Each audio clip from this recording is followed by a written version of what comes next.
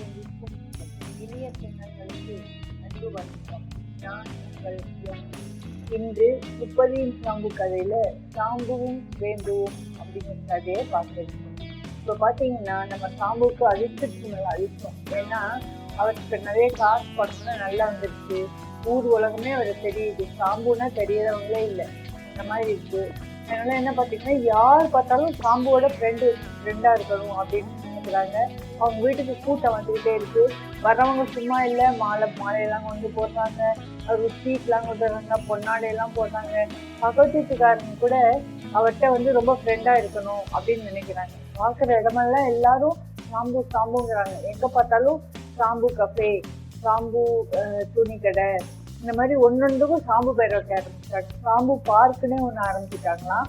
ஒரு இடத்துல பார்த்தா சாம்பு நகர்னே ஒன்று ஆரம்பிச்சாங்க. அந்த மாதிரி ரொம்ப ஃபேமஸ் ஆயிட்டாரு நம்ம சாம்பு. இப்படி இருக்கும்போது நிறைய காசு பணம் வந்துச்சு. ஆனா அவருக்கு திருப்தி இல்லை. ஏன் அப்படின்னா அவர் கையில இப்ப கேஸே இல்லை, யாருமே கேஸ் கொடுக்கல. என்ன பண்ணுன்னு தெரியல. எப்பவுமே அவர் நினைப்பாரு, கேஸ் வரும்போது அவர் நினைப்பாரா, ஐயோ ஏண்டா இந்த கேஸ் வருது அப்படின்னு நினைப்பாரு. இப்ப கேஸே இல்லை.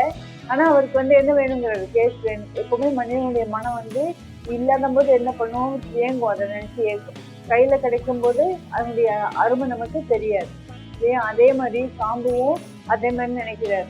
சரி சும்மா தானே இருக்கும், போய் அந்த இன்ஸ்பெக்டர் கோபாலனை போய் பார்த்து வரலாம் அப்படின்னு சொல்லிட்டு இவர் அந்த இன்ஸ்பெக்டர் கோபாலனை போய் பார்க்குறாரு.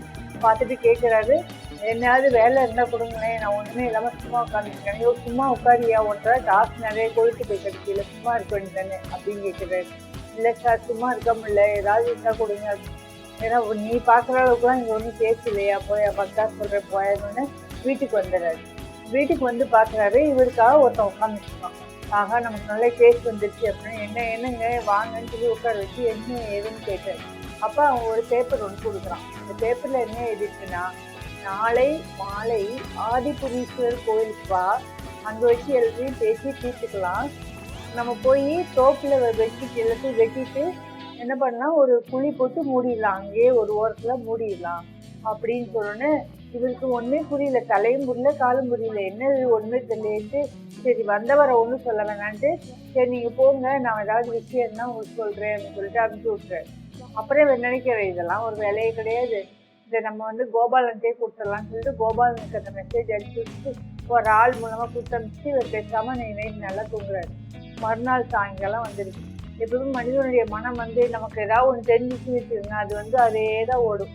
அதே மாதிரி நம்ம சாம்புக்கு என்ன பண்ணுறாரு, அதே ஓடுது. சரி அந்த சொன்னானே அந்த டைம் ஆச்சு, போகலாமா வேண்டாமா யோசிச்சுட்டு தானே கிளம்புறாரு. கிளம்பி இந்த கோவிலுக்கும் போயிடுறாரு. போய் அங்கே எங்கே இவர் எப்பவுமே வழக்கமாக கோவிலுக்குலாம் அதிகமாக போக மாட்டார். இருந்தாலும் பரவாயில்லன்னு இந்த கேஸ் விஷயமா போகணும்னு சொல்லிட்டு போறாரு. போய் பார்க்குறாரு, அந்த பிரகாரம் சுற்றி வருவோம்ல சாமியை, அந்த இதில் போய் நிற்கிறாரு. செவ்வாய்க்கிழமைன்றனால அவ்வளோ கூட்டமே இல்லையா, இருந்தாலும் பரவாயில்லன்னு அங்கே நிற்கிறாரு. இன்னும் பார்த்துட்டு இருக்கும்போது ஒருத்தர் அங்கங்கே கூட்டம் அப்படி நிற்கிறாங்க 2-3 பேர். அப்போ ஒரு சில்க்கு சட்டை போட்ட ஒருத்தர் வந்தாரு. வந்துட்டு ஒரு விசில் அடிச்சுட்டே அப்படி சாமி கும்பிட்டுட்டு இருந்தாரு. இப்படி சுற்றி வந்தாரு. என்ன இவன் கோவில் விசில் அடிக்கிறான், அப்போ இவன் சரியில்லை, இவனை பார்க்கணும் அப்படின்னு சொல்லிட்டு பார்த்துட்டே இருக்காரு. அப்போ அவனோட ஒரு 40 வயசு இருக்கிற ஒரு லேடி சேர்ந்துட்டு அவங்க 2 பேரும் பேசிட்டு போறாங்க. இவர் பின்னாடியே போறாரு, அவங்க பின்னாடி சந்தேகப்பட்டு. அப்ப அந்த அம்மா சொல்றா, இந்த பொண்ணை பாலுங்கத்துல தள்ளணும் அப்படின்னு சொன்னோன்னே இவருக்கு ஆஹா இவங்க தான் அவங்க 2 பேரும் அப்படின்னு யோசிச்சுட்டு போறாரு. நம்ம விடக்கூடாதுங்க, பாலுங்கத்துல கூட தள்ளிடலாம் அப்படின்னு சொல்லிட்டு, சரி என்னன்னு இல்லை நாளைக்கு பையன்கிட்ட பேசிட்டு முடிவெடுக்கலாம் அப்படின்னு. அப்ப இன்னொருத்தர் அந்த ஆள் சொல்றோம், நான் கும்பகோணம் போறேன், நீ வா. சரி போகலாம், கும்பகோணம் போகலான்னு சொல்லும் போது அதுக்கு மேலே ஏதோ சொல்றாங்க. ஒரு காதுல உள்ள பக்கத்துல போய் கேட்கறதுக்கு ஒரு பயம், ஏதாவது தப்பா எடுத்துருப்பாங்க. இவர் என்ன பண்றாரு, அவங்க இப்படி சுற்றி வர்றாங்கன்னா இவர் இப்படி சுற்றி அப்ரேஷமா சுற்றி நிற்கிறாரு. ஒரு பொம்மை ஒன்று இருக்கு, பொம்மை பக்கத்தில் உள்ளுக்குள்ள போட்டு நிற்கிறாரு. அப்போ நின்றுட்டு இருக்கோம். இந்த கோவில் எல்லாம் இந்த பூத பொம்மை மாதிரி இருக்குன்னா அந்த பூத பொம்மைகிட்ட நிற்கிறாரு.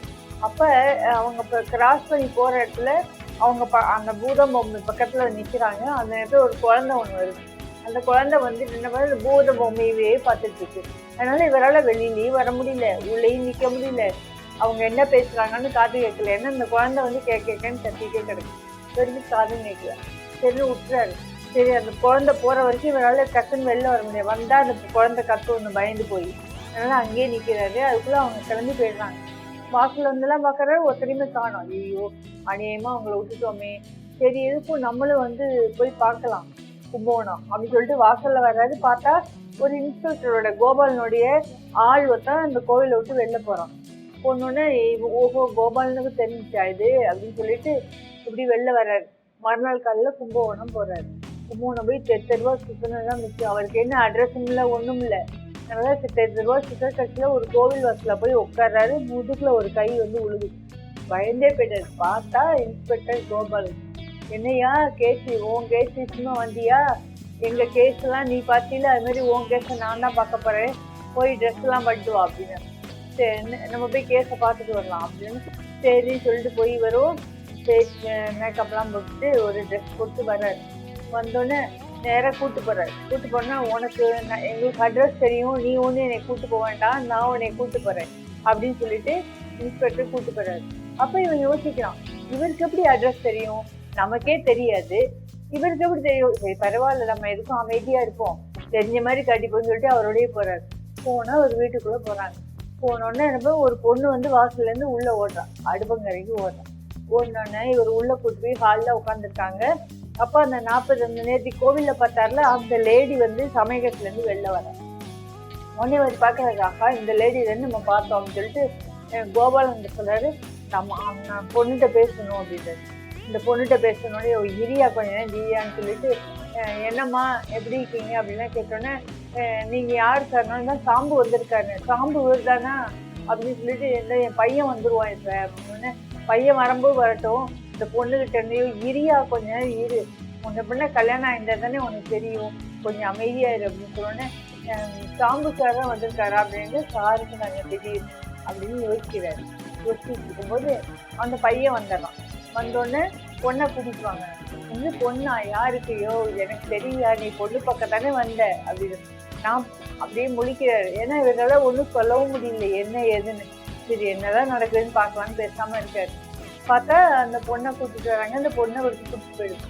பொண்ணு பிடிச்சி போனோடனே இவர் சொல்றாரு, ஐயோ இதைத்தான் முன்னாடியே சொல்லிட்டு இருந்தியா, இந்த பொண்ணோட பேர் தான் வேம்புன்னு பேர், நீ இதைத்தான் வந்து எனக்கு ஒன்னே பிடிக்கல, எல்லாம் வேப்பங்காயா இருக்கு, வாழ்க்கையே வேப்பங்காயா இருக்குன்னு சொல்றீங்க, பட் பொண்ணே உனக்கு வேம்புன்னு அமைஞ்சு கொடுத்தாரு அப்படின்னு சொல்லி சிரிக்கிறாரு.